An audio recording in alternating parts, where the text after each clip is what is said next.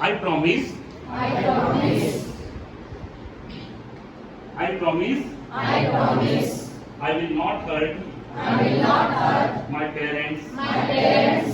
I promise. I promise. I will not hurt I will not hurt my parents my parents by my action by my action or my words. or my words. I promise. I promise. I never hurt my parents I never hurt my parents by my action by my action and my words too. and my words too.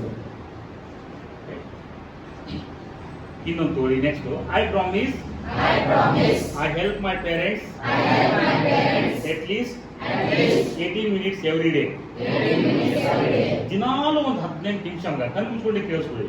ಒಂದು 18 ನಿಮಿಷ ನೀವು ಮನೇಲಿ ಇದ್ರೆ, hostel ಇದ್ರೆ ಬೇರೆ ವಿಚಾರ. ಮನೇಲಿ ಇದ್ದಾಗ ಒಂದು 18 ಮಿನಿಟ್ಸ್ ಅಪ್ಪ ಅಮ್ಮಗೆ ಹೆಲ್ಪ್ ಮಾಡಿ. ಅಮ್ಮ ಅಮ್ಮ ನಾಷ್ಟ ಮಾಡ್ತಾರ, ಅವ್ರಿಗೆ ತರಕಾರಿ ಕಟ್ ಮಾಡ್ತಾರೆ.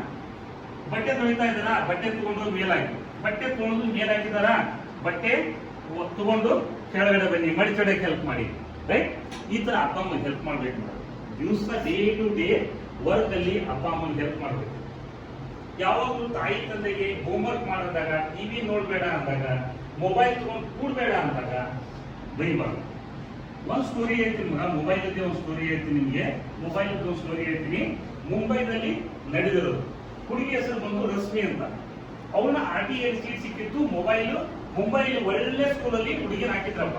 ಒಳ್ಳೆ ಸ್ಕೂಲಿಗೆ ಹುಡುಗಿ ಹೋಗ್ತಾ ಇತ್ತು. ಅವಾಗ ಇನ್ನೂ ಒಂದು 15 ವರ್ಷದಿಂದ ನಿನ್ ಜಮಾನ. ಅವಾಗ ಇನ್ನೂ ಸ್ಮಾರ್ಟ್ ಫೋನ್ಗಳು ಅವಾಗ ಎಷ್ಟಾಗಿದ್ದು. ಅವ್ರಮ್ಮ ಫೋನ್ ಬಿಲ್ ಬಂದ ತಕ್ಷಣ, ಫೋನ್ ಬಿಲ್ ಬೇಕು ಅಂದ ತಕ್ಷಣ ಅಮ್ಮ ಎಲ್ಲೋ ಪಾತ್ರೆ ತೊಳೆಯ ಕೆಲಸ ಮಾಡ್ತಾ ಇತ್ತು. ಸಣ್ಣ ಪುಟ್ಟ ಕೆಲಸ ಮಾಡೋ ಅಮ್ಮ ಮಗಳು ಮೊಬೈಲ್ ಅಂತಾಳೆ ಅಂತ ಒಂದು 2-3 ತಿಂಗಳು ಕಾಸು ಕೂಡಿಸಿ ಒಂದು ಮೊಬೈಲ್ ತಂದು ಕೊಟ್ಟರು. ಬ್ರೇಕ್ಫಾಸ್ಟ್ ಟೈಮು ಮಗ, ಬ್ರೇಕ್ಫಾಸ್ಟ್ ಟೈಮು ಅಮ್ಮ ಮಗಳಿಗೆ ಮೊಬೈಲ್ ಕೊಟ್ಟರು. ಮೊಬೈಲ್ ಕೊಟ್ಟು ತಗೊಳಮ್ಮ ಮೊಬೈಲು ಅಂತ ಕೊಟ್ಟರು. ಮೊಬೈಲ್ ಕೊಟ್ಟ ತಕ್ಷಣ ಆ ಹುಡುಗಿ ಏನಂತು, ನನಗೆ ಚೈನಾ ಸೆಟ್ ತಂದಿದೆ, ಬೇಡ ಬೇಡ ಇದು ನನಗೆ ನನ್ನ ಫ್ರೆಂಡ್ಸ್ ಹತ್ರ ಅವಮಾನ ಆಗತ್ತೆ ಅಂತ ಹಾಗೆ ನಾಷ್ಟಾ ಮಾಡ್ದಂಗ without our breakfast she went to ಸ್ಕೂಲ್ಗೆ ಹೋಗ್ಬಿಟ್ಟು. ಸ್ಕೂಲ್ಗೆ ಮಗು ಹಂಗೆ ಹೋಗತ್ತೆ ಅಂದ್ರೆ ಯಾರಾದ್ರೂ ಅಪ್ಪ ಅಮ್ಮ ಸುಮ್ಮನೆ ಇರ್ತಾರ, ಕರೆದು ಕೊಡೋಕ್ ಹೋದ್ರು, ಕರೆದ್ರು ಆ ಹುಡುಗಿ ಬೇಗ ಸ್ಕೂಲ್ಗೆ ಹೋಗ್ಬಿಟ್ಟು. ಅಮ್ಮ ಕರ್ಕೊಂಡು ಆಚೆ ಹೋಯ್ತು. ಮುಂಬೈ ಅಂತ ಜಾಗ ಕಾಣಿಸ್ಲಿಲ್ಲ. ಆಮೇಲೆ ಅಮ್ಮ ಒಳಗಡೆ ಬಂದು ನೋಡಿದ್ರೆ ಗ್ಯಾಸ್ ಡೈರೆಕ್ಟ್ ಆಗಿತ್ತು ಮಗ. ಅವ್ರು ಹಾಲು ಇಡಕ್ಕಿದ್ರು ಪಾಪ. ಹೋಟು ಗ್ಯಾಸ್ ಸ್ಟವ್ ಮೇಲೆ ಗ್ಯಾಸ್ ಆನ್ ಇದೆ, ಅವ್ರಿಗೆ ಗೊತ್ತಿಲ್ಲ. ಆಚೆಯಿಂದ ಬಂದ ತಕ್ಷಣ ಕಿಚನ್ ಅಲ್ಲಿ ಏನೂ ಕಾಣಿಸ್ತಿಲ್ಲ. ಸ್ವಿಚ್ ಆನ್, ಲೈಟ್ ಅನ್ನ ಸ್ವಿಚ್ ಆನ್ ಮಾಡಿದ್ರು. ಅಲ್ಲಿ ಗ್ಯಾಸ್ ಎಲ್ಲ ಲೀಕ್ ಆಗ್ಬಿಟ್ಟಿತ್ತು. ಆ ಮಹಿಳೆಗೆ, ಆ ಲೇಡಿಗೆ, ಆ ವಿದ್ಯಾರ್ಥಿನಿ ಇದ್ದಲ್ಲ ಅವಳ ತಾಯಿಗೆ ಬೆಂಕಿ ಅಂಟ್ಕೊಂಡ್ಬಿಟ್ಟು. ಬೆಂಕಿ ಅಂಟ್ಕೊಂಡು 90% ಬಾಡಿ ಎಲ್ಲ ಸುಟ್ಟೋಯ್ತು. ಈ ವಿಚಾರ ರಶ್ಮಿಗೆ ಹಾಗೆ ಬಾಯಿಂದ ಬಾಯಿಗೆ ಹೋಗಿ ಸ್ಕೂಲ್ ತಲುಪ್ತು. ಅವಾಗ ರಶ್ಮಿ ಐಸಿಯು ಬಂದು ರಶ್ಮಿ ಬಂದವಾಗ ಅಮ್ಮ ಮೊಬೈಲ್ ಬೇಡ, ನನಗೆ ನೀ ಬೇಕು ಅಂತ ಅಲಚು ಬಿಡುದು. ನಾನು ಏನ್ ಚಿಲ್ಡ್ರನ್, ಇವಾಗ ಅಮ್ಮ ಸಿಗ್ತಾರ ಹೇಳಿ? ಮೊಬೈಲ್ ಸಿಗತ್ತೆ, ಅಮ್ಮ ಸಿಗ್ತಾರ? ಮಗ, ಇದು ಮೊಬೈಲ್ ಇದೆಯಲ್ಲ, ನಿಮ್ ಜೀವನ ಇದು ಕೆಳಗೆ ತಗೊಂಡು ಹೋಗುವಂತ ವಿಚಾರ.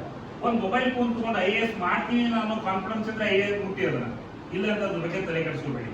ದಿವಸಕ್ಕೆ ಹಬ್ಬ ಅಂದ್ರೆ 10 ಮಿನಿಟ್ಸ್ ಯೂಸ್ ಮಾಡಿ ಮೊಬೈಲ್ ಅನ್ನ. ಅದನ್ನೇ ಇಟ್ಕೊಂಡು ಸಿಕ್ಕಾಪಟ್ಟೆ ಇಲ್ಲಿಟ್ರೇಟ್ ಪೀಪಲ್ ಮಾಡುವಂತ ರೀಲ್ಗಳನ್ನ, ಅಸಹ್ಯ ರೀಲ್ಗಳನ್ನ ನೋಡೋದು, ವಿಡಿಯೋ ಗೇಮ್ಗಳನ್ನ ಆಡೋದು, ಇದು ಯಾವ ತರನು ನಿಮ್ ಕರಿಯರ್ಗೆ ಹೆಲ್ಪ್ ಆಗಲ್ಲ ಮಗ. ಇವಾಗ ಮುಟ್ಲೇ ಕೊಡೋದು, ಮಾಡ್ಲೇ ಕೊಡೋದು. ದಯವಿಟ್ಟು ಇನ್ನೊಂದು ಪ್ರಾಮಿಸ್ ಮಾಡ್ಕೊಳ್ಳಿ. ರೈಟ್, ಮೊಬೈಲು, ಇಂಟರ್ನೆಟ್ ಇವೆಲ್ಲ ಮನಸ್ಸನ್ನು ಕೆರಳಿಸ್ತವೆ. ಓದು, ಮ್ಯೂಸಿಕ್ ಎಲ್ಲ ಮನಸ್ಸನ್ನ ಅರಳಿಸ್ತವೆ. ನಿಮ್ ಚಾಯ್ಸ್ ಯಾವಾಗಲೂ ಮನಸ್ಸನ್ನ ಅರಳಿಸೋದಾಗ್ಬೇಕು. ಯಾಕಂದ್ರೆ ಅರಳುವ ಏಜಲ್ಲಿ ಇದ್ದ ಮಕ್ಕಳು ನೀವು. ಭೂಮಿಯಿಂದ ಅರಳುವ ಏಜಲ್ಲಿ ಇದ್ದವ್ರು ನೀವು. ಇವರ ಬ್ಲೂಮಿಂಗ್ ಬರ್ಡ್ಸ್. ರೈಟ್.